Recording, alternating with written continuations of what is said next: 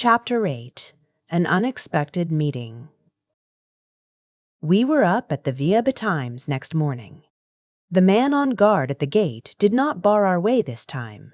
Instead, he respectfully saluted us, and we passed on to the house. The maid Leonie was just coming down the stairs, and seemed not averse to the prospect of a little conversation. Poirot inquired after the health of Mrs. Renaud. Leonie shook her head. She is terribly upset. La pauvre dame. She will eat nothing, but nothing, and she is as pale as a ghost. It is heartrending to see her. Ah, par exemple. It is not I who would grieve like that for a man who had deceived me with another woman. Poirot nodded sympathetically. What you say is very just, but what will you?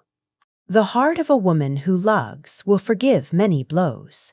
Still, undoubtedly there must have been many scenes of recrimination between them in the last few months. Again, Leonie shook her head. Never, monsieur.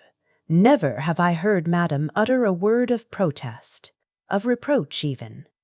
She had the temper and disposition of an angel, quite different to monsieur. Monsieur Renaud had not the temper of an angel? Far from it. When he enraged himself, the whole house knew of it. The day that he quarrelled with Monsieur Jacques Mafoy, they might have been heard in the marketplace. They shouted so loud. Indeed, said Poirot. And when did this quarrel take place? Oh, it was just before Monsieur Jacques went to Paris. Almost he missed his train. He came out of the library and caught up his bag which he had left in the hall. The automobile, it was being repaired, and he had to run for the station. I was dusting the salon, and I saw him pass, and his face was white, with 2 burning spots of red. Ah, but he was angry. Leonie was enjoying her narrative thoroughly. And the dispute, what was it about? Ah, that I do not know, confessed Leonie.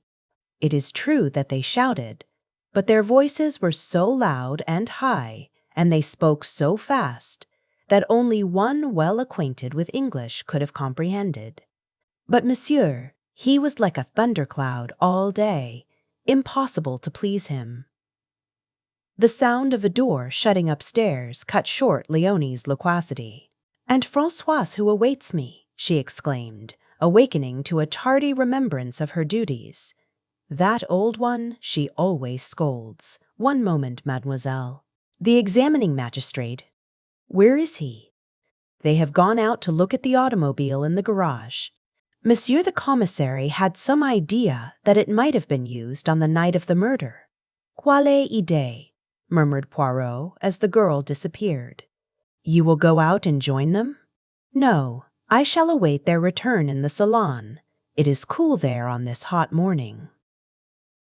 This placid way of taking things did not quite commend itself to me. If you don't mind, I said, and hesitated.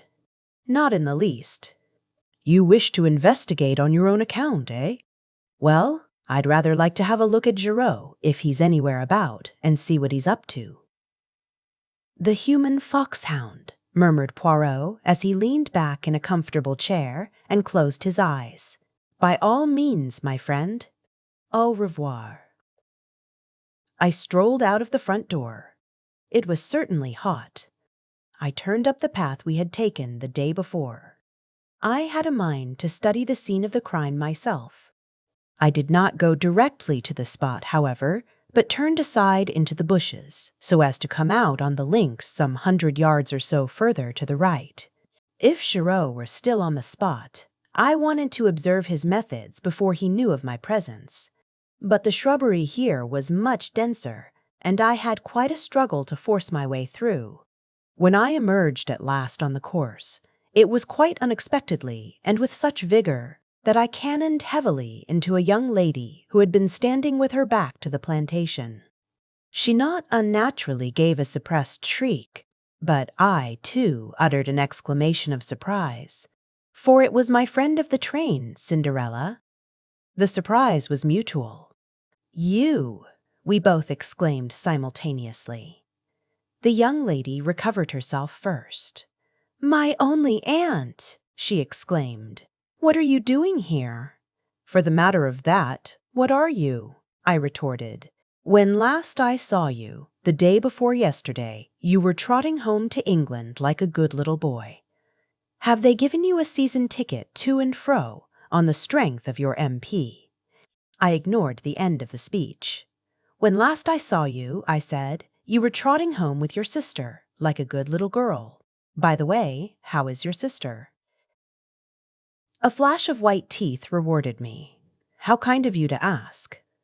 "My sister is, well, I thank you. She is here with you?"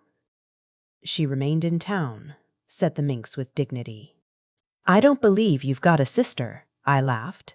"If you have, her name is Harris. Do you remember mine?" she asked with a smile. "Cinderella. But you're going to tell me the real one now, aren't you?" She shook her head with a wicked look. "Not even why you're here?" "Oh, that. I suppose you've heard of members of my profession resting at expensive French watering places, dirt cheap if you know where to go." I eyed her keenly. "Still, you'd no intention of coming here when I met you 2 days ago." "We all have our disappointments," said Miss Cinderella sententiously. "There now, I've told you quite as much as is good for you. Little boys should not be inquisitive. You've not yet told me what you're doing here? Got the MP in tow, I suppose, doing the gay boy on the beach." I shook my head. "Guess again. You remember my telling you that my great friend was a detective?" "Yes. And perhaps you've heard about this crime at the Via Genevieve?" She stared at me. Her breast heaved, and her eyes grew wide and round. "You don't mean that you're in on that?" I nodded. There was no doubt that I had scored heavily. Her emotion, as she regarded me, was only too evident. For some few seconds she remained silent, staring at me. Then she nodded her head emphatically. "Well, if that doesn't beat the band. Tote me round. I want to see all the horrors. What do you mean, what I say?" Bless the boy, didn't I tell you I doted on crimes? "What do you think I'm imperiling my ankles for in high-heeled shoes over this stubble? I've been nosing round for hours. Tried the front way in, but that old stick-in-the-mud of a French gendarme wasn't taking any. I guess Helen of Troy and Cleopatra and Mary, Queen of Scots, rolled in one wouldn't cut ice with him. It's a real piece of luck happening on you this way. Come on, show me all the sights. But look here, wait a minute, I can't. Nobody's allowed in. They're awfully strict. Aren't you and your friend the big bugs?" I was loath to relinquish my position of importance. "Why are you so keen?" I asked weakly. "And what is it you want to see?" "Oh, everything. The place where it happened, and the weapon, and the body, and any fingerprints or interesting things like that. I've never had a chance of being right in on a murder like this before. It'll last me all my life." I turned away, sickened. What were women coming to nowadays? The girl's ghoulish excitement nauseated me. I had read of the mobs of women who besieged the law courts when some wretched man was being tried for his life on the capital charge. I had sometimes wondered who these women were. Now I knew. They were of the likeness of Cinderella, young yet obsessed with a yearning for morbid excitement, for sensation at any price, without regard to any decency or good feeling. The vividness of the girl's beauty had attracted me in spite of myself, yet at heart I retained my first impression of disapproval and dislike. I thought of my mother, long since dead. What would she have said of this strange modern product of girlhood? The pretty face with the paint and powder, and the ghoulish mind behind. "Come off your high horse," said the lady suddenly, "and don't give yourself airs. When you got called to this job, did you put your nose in the air and say it was a nasty business and you wouldn't be mixed up in it? No, but If you'd been here on a holiday, wouldn't you be nosing round just the same as I am? Of course you would. I'm a man. You're a woman. Your idea of a woman is someone who gets on a chair and shrieks if she sees a mouse. That's all prehistoric. But you will show me round, won't you? You see, it might make a big difference to me. In what way? They're keeping all the reporters out. I might make a big scoop with one of the papers. You don't know how much they pay for a bit of inside stuff. I hesitated. She slipped a small, soft hand into mine. Please, there's a dear. I capitulated. Secretly, I knew that I should rather enjoy the part of showman. After all, the moral attitude displayed by the girl was none of my business. I was a little nervous as to what the examining magistrate might say, but I reassured myself by the reflection that no harm could possibly be done. We repaired first to the spot where the body had been discovered. A man was on guard there, who saluted respectfully, knowing me by sight, and raised no question as to my companion. Presumably, he regarded her as vouched for by me. I explained to Cinderella just how the discovery had been made, and she listened attentively, sometimes putting an intelligent question. Then we turned our steps in the direction of the villa. I proceeded rather cautiously, for, truth to tell, I was not at all anxious to meet anyone. I took the girl through the shrubbery round to the back of the house where the small shed was. I recollected that yesterday evening, after relocking the door, Monsieur Bex had left the key with the Sergeant de Ville Marchot, in case Monsieur Giraud should require it while we are upstairs. I thought it quite likely that the Sûreté detective, after using it, had returned it to Marchot again. Leaving the girl out of sight in the shrubbery, I entered the house. Marchot was on duty outside the door of the salon. From within came the murmur of voices. Monsieur désires hôte? He is within.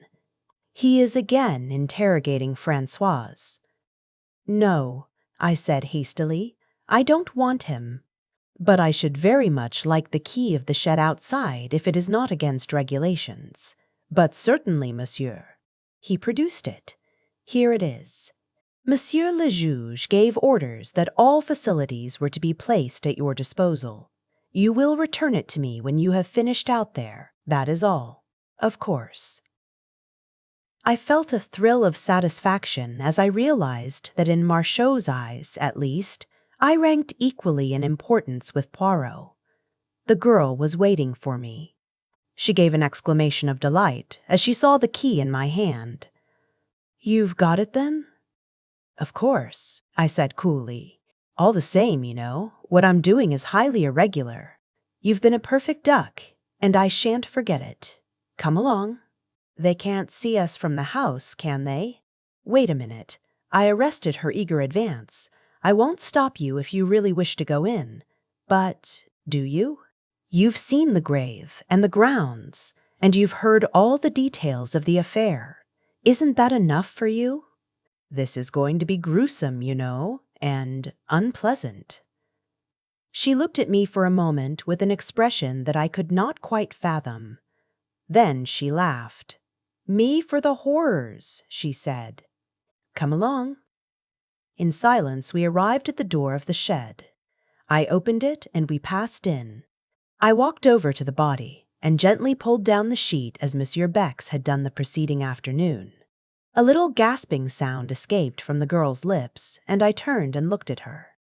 There was horror on her face now, and those debonair high spirits of hers were quenched utterly. She had not chosen to listen to my advice, and she was punished now for her disregard of it. I felt singularly merciless towards her. She should go through with it now. I turned the corpse gently over. You see, I said, he was stabbed in the back. Her voice was almost soundless. With what? I nodded towards the glass jar. That dagger. Suddenly the girl reeled and then sank down in a heap. I sprang to her assistance. You are faint. Come out of here. It has been too much for you. Water, she murmured. Quick, water. I left her and rushed into the house. Fortunately, none of the servants were about, and I was able to secure a glass of water unobserved and add a few drops of brandy from a pocket flask. In a few minutes, I was back again.